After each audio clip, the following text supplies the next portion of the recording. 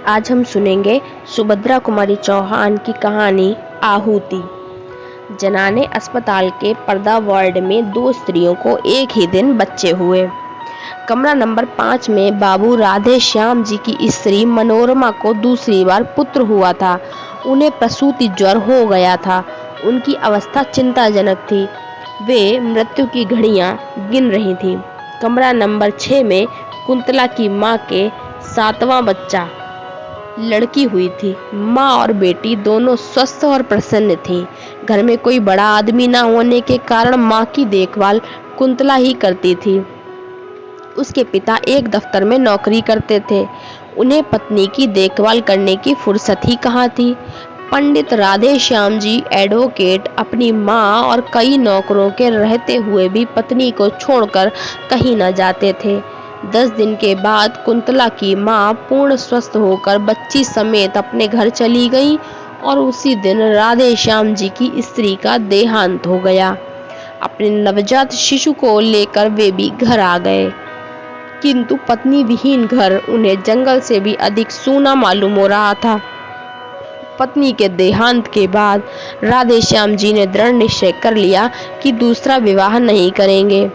मनोरमा पर उनका अत्यंत प्रेम था। वह अपने चिन्ह स्वरूप जो छोटा सा बच्चा छोड़ गई थी, वही राधे श्याम जी का जीवनाधार था। वे कहते थे कि इसी को देखकर और मनोरमा की मूर्ति की पूजा करते हुए अपने जीवन के शेष दिन बिता देंगे। जिस हृदय मंदिर में वे एक बार मनोरमा की पवित्र मूर्ति की स्थापना कर चुके थे, वहां पर किसी दूसरी प्रतिमा को स्थापित नहीं कर सके थे।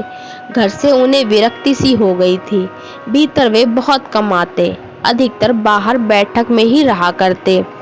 घर में ही आते वहां की एक एक वस्तु उन्हें मनोरमा की स्मृति दिलाती। उनका हृदय विचलित हो जाता। जिस कमरे में मनोरमा रहा करती थी, उसमें सदा ताला पड़ा रहता। उस कमरे में वे उस दिन से कभी न गए थे जिस दिन से मनोरमा वहां से निकली थी। जीवन से उन्हें वैराग्य सा हो गया था। आने जाने वालों को वे संसार की असारता और शरीर की नश्वरता पर लेक्चर दिया करते। कचहरी जाते, वहां भी जी न लगता। जिन लोगों से 50 रुपया फीस लेनी होती, उनका काम 25 में ही कर देते। गरीबों के मुकदमों में वे बिना फीस के ही खड़े हो जाते। सोचते रुपयों के पीछे हाय हाय करके करना ही क्या है, किसी तरह जीवन को ढकेल ले जाना है। तात्पर्य यह कि जीवन में उन्हें कोई रुचि ही न रह गई थी।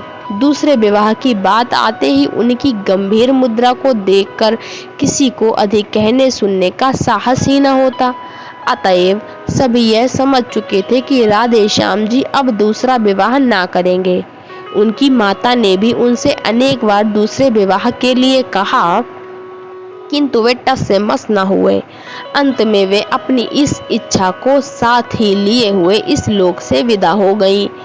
इसके कुछ ही दिन बाद राधे श्याम जी जब एक दिन अपनी बैठक में कुछ मित्रों के साथ बैठे थे और बाहर उनका लड़का हरिहर नौकर के साथ खेल रहा था, सामने से एक तांगा निकला। न जाने कैसे तांगे का एक पहिया निकल गया और तांगा कुछ दूर तक घिसटता हुआ चला गया। एक 7-8 साल का बालक तांगे पर से गिर पड़ा और बालिका, जो कदाचित उसकी बड़ी बहन थी, गिरते गिरते बचकर दूसरी तरफ खड़ी हो गई। चालक को अधिक चोट आई थी। बालिका ने मृगशावक की तरह घबराए हुए अपने 2 सुंदर नेत्र चंचल गति से सहायता के लिए चारों ओर फेरे और फिर भाई को उठाने लगी। राधे श्याम जी ने देखा और दौड़ पड़े। बालक को उठाकर झाड़ने पोंछने लगे। राधे श्याम के एक मित्र जगमोहन, जो राधे श्याम के साथ ही दौड़कर बाहर आए थे, बालिका को संबोधन करके बोले, कहाँ जा रही थी कुंतला? मौसी के घर जनेऊ है, वहीं अम्मा के पास जा रही थी, कुंतला ने शर्माते हुए कहा। कुंतला को देखते ही राधे श्याम जी की एक सोई हुई स्मृति जाग सी उठी। दूसरा तांगा बुलवाकर कुंतला को इसमें बैठाकर उसे रवाना करके राधे श्याम जगमोहन के साथ अपनी बैठक में आ गए। एक दिन बात ही बात में राधे श्याम ने जगमोहन से पूछा, भाई वह किसकी लड़की थी जो उस दिन तांगे पर से गिर पड़ी थी? जगमोहन ने बतलाया, वह पंडित नंद किशोर तिवारी की कन्या है। पढ़ी लिखी, गृह कार्य में कुशल और सुंदर होने पर भी धनाभाव के कारण वह अभी तक कुमारी है। बेचारे तिवारी जी 50 रुपए माहवार पर एक ऑफिस में नौकर हैं। बड़ा परिवार है, 50 में तो खाने पहनने को भी मुश्किल में पूरा पड़ता होगा। फिर लड़की के विवाह के लिए 2-3 हजार रुपए कहाँ से लाएं? कान्य कुब्जों में तो बिना भरौनी के कोई बात ही नहीं करता। कष्ट में है बेचारे, लड़की सयानी है, पढ़ा लिखा कर किसी मूर्ख के गले भी तो नहीं बांधते बनता। एक बार तिवारी जी पर उपकार करने की सद्भावना से राधे श्याम जी का हृदय आतुर हो उठा, किंतु तुरंत ही मनोरमा की स्मृति ने उन्हें सचेत कर दिया। तिवारी जी पर उपकार करना मनोरमा को हृदय से भुला देना था। राधे श्याम को जैसे कोई भूली बात याद आ गई हो। वह आप ही सिर हिलाते हुए बोल उठे, नहीं, यह कभी नहीं हो सकता। राधे श्याम के हृदय की हलचल को जगमोहन ने ताड़ लिया। वार करने का उन्होंने यही उपयुक्त अवसर समझा। संभव है निशाना ठीक पड़े। जगमोहन, तुम क्या कहते हो राधे श्याम? है ना लड़की बड़ी सुंदर, पर बेचारी को कोई योग्य वर नहीं मिलता। अगर तुम इससे विवाह कर लो तो कैसा रहे? राधे श्याम उदासीनता से बोले, भाई, लड़की सुंदर तो जरूर है, पर मैंने तो विवाह ना करने की प्रतिज्ञा कर ली है। जगमोहन उत्साह से भरे शब्दों में बोले, अरे छोड़ो भी, ऐसी प्रतिज्ञा तो पत्नी के देहांत के बाद सभी कर लेते हैं। उसके माने यह थोड़ी है कि कोई फिर विवाह करता ही नहीं। अरे भाई, जन्म और मृत्यु जीवन में लगा ही रहता है। संसार में जो पैदा हुआ है यह मरेगा, और जो मरा है फिर आएगा। रंज किसे नहीं होता, किंतु उस रंज के पीछे बैरागी थोड़े बन जाना पड़ता है। और फिर अभी तुम्हारी उम्र ही क्या है, यही ना 35-36 साल की, बस जीवन भर तपस्या करने की बात है। बिना स्त्री के घर जंगल से भी बुरा रहता है। ब्रजेश की माँ 4 दिनों के लिए भी मैके चली जाती है तो घर जैसे काट खाने लौटता है। राधे श्याम बोले, कोई बात नहीं जगमोहन, घर से तो मुझे कोई मतलब नहीं है। जिस दिन मनोरमा का देहांत हुआ मेरे लिए घर घर ही नहीं रह गया। बात इतनी है कि बच्चे की देखभाल करने वाला कोई नहीं है। अम्मा थी तब तक तो कोई बात न थी, पर अब बच्चे की कुछ भी देखभाल नहीं होती। नौकरों पर बच्चे को छोड़ देना उचित नहीं, और मैं कितनी देखभाल कर सकता हूँ, तुम ही सोचो। परिणाम यह हुआ कि बच्चा दिनों दिन कमजोर होता जा रहा है। राधे श्याम का विवाह कुंतला के साथ हो गया। उनकी उजड़ी हुई गृहस्थी में बाहर आ गई। मनोरमा के बंद कमरे का ताला खोलकर उनके चित्रों पर हल्की रंगीन जाजिम का पर्दा डाल दिया गया। उस घर में फिर से नूपुर की मधुर ध्वनि सुनाई पड़ने लगी। चतुर गृहिणी का हाथ लगते ही घर फिर स्वर्ग हो गया। कुंतला की कार्यकुशलता और बुद्धि की कुशाग्रता पर राधे श्याम मुग्ध थे। कुंतला के प्रेम के प्रकाश से उनका हृदय आलोकित हो उठा। अब वहां पर मनोरमा की धुंधली स्मृति के लिए भी स्थान न था। वे पूर्ण सुखी थे। राधे श्याम जी ने दूसरा विवाह किया था, संभवतः हरिहर की देखभाल के लिए, किंतु इस समय कुंतला को हरिहर से अधिक राधे श्याम की देखभाल करनी पड़ती थी। उनकी देखभाल से ही वह परेशान हो जाती, इतनी थक जाती कि उसे हरिहर की तरफ आंख उठाकर देखने का भी अवसर न मिलता। कुंतला के असाधारण रूप और यौवन ने तथा राधे श्याम जी की ढलती अवस्था ने उन्हें आवश्यकता से अधिक असावधान बना दिया था। बुरा भला कैसा भी काम हो, सबकी एक सीमा होती है।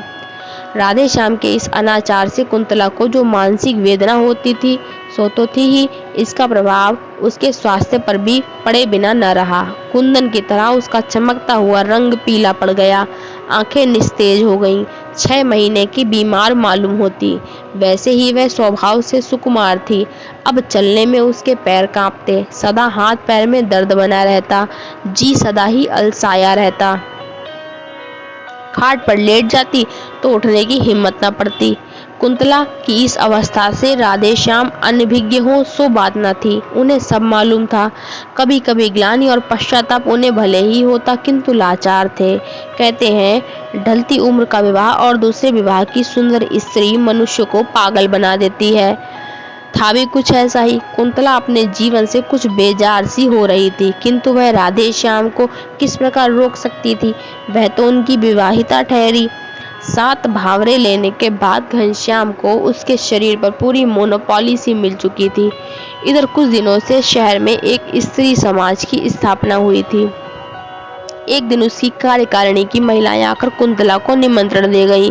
कुंतला ने सोचा, अच्छा ही है, घंटे 2 घंटे बाहर रहकर अपने इस जीवन के अतिरिक्त भी देखने और सोचने समझने का अवसर मिलेगा। उसने निमंत्रण स्वीकार कर लिया, वहां गई भी। वहां जितनी स्त्रियों ने भाषण पढ़े या दिए, कुंतला ने सुने। उसने सोचा वह इन सबसे अधिक अच्छा लिख सकती है और बोल सकती है। घर आकर उसने भी लेख लिखा। विषय था भारत की वर्तमान सामाजिक अवस्था में स्त्रियों का स्थान। राधे श्याम जी ने भी लेख देखा, बहुत ही प्रसन्न हुए। लेख लिए हुए वे बाहर गए। बैठक में कई मित्र बैठे थे, उन्हें दिखलाया। सभी ने लेखिका की शैली और सामयिक ज्ञान की प्रशंसा की। अपने एक साहित्य सेवी मित्र अखिलेश्वर को लेकर राधेश्याम भीतर आए।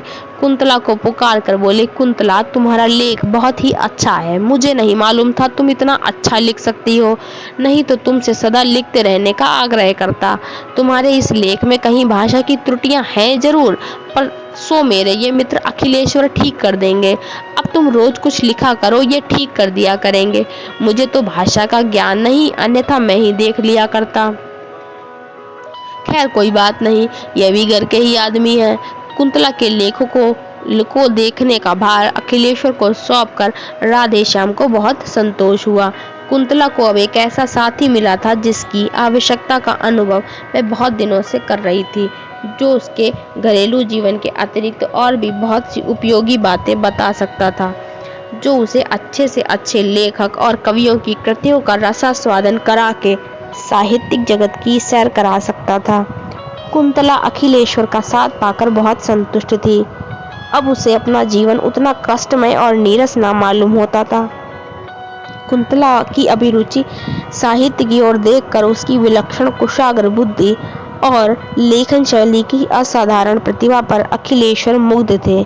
वे उसे एक सुयोग्य रमणी बनाने में और उसकी प्रतिभा को पूर्ण रूप से विकसित करने में सदा प्रयत्नशील रहते। लाइब्रेरी में जाते, अच्छी से अच्छी पुस्तकें लाते और उसे घंटों पढ़कर सुनाया करते। कविवर शैली टेनिसन और कीट्स तथा महाकवि शेक्सपियर इत्यादि की ऊंचे दर्जे की कविताएं पढ़कर उसे समझाते, उसके सामने व्याख्या और आलोचना करते और उससे करवाते। हिंदी के धुरंधर कवियों की रचनाएं सुनाकर वे कुंतला की प्रवृत्ति कविता की ओर फेरना चाहते थे। उनका विश्वास था कि कुंतला लेखों से कहीं अच्छी कविताएं लिख सकेगी, किंतु अब राधेश्याम को कुंतला के पास अखिलेश्वर का बैठना अखरने लगा था। कभी कभी सोचते, शायद कुंतला के सुंदर रूप पर ही रीझ कर अखिलेश्वर उसके साथ इतना समय व्यतीत कर रहे हैं, किंतु वे प्रकट में कुछ न कह सकते थे, क्योंकि उन्होंने स्वयं ही तो आपस में परिचय कराया था। कुंतला राधेश्याम के मन की बात समझती थी, इसलिए बहुत सतर्क रहती, किंतु फिर भी यदि कभी भूल से उसके मुंह से अखिलेश्वर का नाम निकल जाता तो राधेश्याम के हृदय में ईर्ष्या की अग्नि भभक उठती। अब अखिलेश्वर के लिए राधेश्याम के हृदय में मित्र भाव की अपेक्षा ईर्ष्या का भाव अधिक था। इन्हीं दिनों कुंतला ने 2-4 तुकबंदियां भी की, जिनमें कल्पना की बहुत ऊंची उड़ान और भावों का बहुत सुंदर समावेश था, किंतु शब्दों का संगठन उतना अच्छा नहीं था। अपने हाथ के लगाए हुए पौधों में फूल आते देखकर जिस प्रकार किसी चतुर माली को प्रसन्नता होती है, उसी प्रकार कुंतला की कविताएं देखकर अखिलेश्वर खुश हुए। उन्होंने कविताएं कई बार पढ़ी और राधेश्याम को भी पढ़कर सुनाई। कुंतला की बुद्धि की बड़ी प्रशंसा की, किंतु राधेश्याम खुश न हुए। उन्हें ऐसा मालूम हुआ जैसे कुंतला ने अखिलेश्वर के विरह में ही विकल होकर ये कविताएं लिखी हैं। अखिलेश्वर निष्कपट और निस्वार्थ भाव से कुंतला का शिक्षण कर रहे थे। उन्हें कुंतला से कोई विशेष प्रयोजन न था। कुंतला के इस शिक्षण से उन्हें इतना ही आत्मसंतोष था कि वे साहित्य की एक सेविका तैयार कर रहे हैं, जिसके द्वारा कभी न कभी साहित्य की कुछ सेवा अवश्य होगी। राधेश्याम के हृदय में इस प्रकार उनके प्रति ईर्ष्या के भाव प्रज्वलित हो चुके थे। इसका उन्हें ध्यान भी न था, क्योंकि उनका हृदय निर्मल और पवित्र था। अखिलेश्वर कई दिनों तक लगातार बीमार रहने के कारण घर के बाहर न निकल सके। खाट पर अकेले पड़े पड़े धनिया गिनते हुए उन्हें अनेक बार कुंतला की याद आई। कई बार उन्हें सोचा कि बुला भेजे, फिर जाने क्या आगा पीछा सोच कर वे कुंतला को न बुला सके। इधर कई दिनों से अखिलेश्वर का भी समाचार न पाकर कुंतला भी उनके लिए उत्सुक थी। कई बार सोचती, एकाएक इस प्रकार आना क्यों बंद कर दिया, क्या बात हो गई? किंतु वह अखिलेश्वर के विषय में राधे श्याम से कुछ पूछते हुए डरती थी। इसी बीच एक दिन कुंतला की मां ने कुंतला को बुलवा भेजा। राधे श्याम कुंतला से यह कहकर कि जब तांगा आवे तुम चली जाना, कचहरी चले गए। कुंतला माँ के घर जाकर जब वहां से 3 बजे लौट रही थी तो रास्ते में हाथ में दवा की शीशी लिए हुए अखिलेश्वर का नौकर मिला। नौकर से मालूम करके कि अखिलेश्वर बीमार है, कई दिनों तक तेज बुखार आ रहा है, अब भी कई दिन बाहर न निकल सकेंगे। कुंतला अपने को रोक न सकी। क्षण भर के लिए अखिलेश्वर से मिलने के लिए उसका हृदय व्याकुल हो उठा। अखिलेश्वर के मकान के सामने पहुंचते ही तांगा रुकवा कर वह अंदर चली गई।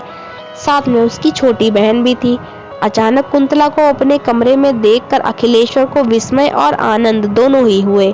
अपनी खाट के पास ही कुंतला के बैठने के लिए कुर्सी देखकर वे स्वयं उठकर खाट पर बैठ गए। बोले, कुंतला तुम कैसे आ गई? इस बीमारी में तो मैंने तुम्हारी बहुत याद की। इसी समय राधे श्याम जी ने कमरे में प्रवेश किया। कुंतला कुछ भी न बोल पाई। राधे श्याम को देखते ही अखिलेश्वर ने कहा, आओ भाई राधे श्याम, आज कुंतला आई तो तुम भी आ गए, वरना आज 8 दिन से बीमार पड़ा हूँ। रोज ही तुम्हारी याद करता था पर तुम लोग कभी न आए। फिर घड़ी की ओर देखकर बोले, आज 3 ही बजे कचहरी से कैसे लौट आए? राधे श्याम ने रुखाई से उत्तर दिया, कोई काम नहीं था इसलिए चला आया। फिर पत्नी की ओर मुड़कर बोले, चलो चलते हो, मैं तो जाता हूँ। अखिलेश्वर ने बहुत रोकना चाहा पर वे ना रुके, चले ही गए। उनके पीछे पीछे कुंतला भी चली। जाते जाते उसने अखिलेश्वर पर ऐसी मार्मिक दृष्टि डाली जिसमें ना जाने कितनी करुणा, कितनी विवशता, कितनी कातरता और कितनी दीनता थी। कुंतला चली गई, किंतु उसकी इस करुण दृष्टि से अखिलेश्वर की आंखें खुल गईं। राधे श्याम के आंतरिक भावों को वे अब समझ सके। घर पहुंचकर कुंतला कुछ न बोली, वह चौके में चली गई। कुछ ही क्षण बाद उसने लौटकर देखा कि उसके लेख, कविताएं, कॉपियां, पेंसिलें और अखिलेश्वर द्वारा उपहार में दी हुई फाउंटेन पेन सब समेट कर किसी ने आग लगा दी है। उसी अग्नि में अखिलेश्वर का वह प्यारा चित्र जो कुछ ही क्षण पहले ड्राइंग रूम की शोभा बढ़ा रहा था, धू धू करके जल रहा है और ऊपर उठती हुई लपटें मानो यह कह रही हैं, कुंतला यह तुम्हारे साहित्यिक जीवन की चिता है। ये थी कहानी सुभद्रा कुमारी चौहान की आहुति। आशा करती हूँ आप सबको अच्छी लगी होगी। आप सभी को ये कहानी कैसी लगी कमेंट में ज़रूर बताएं। वीडियो को लाइक करें, शेयर करें और चैनल को सब्सक्राइब करना तो बिल्कुल ना भूलें। धन्यवाद।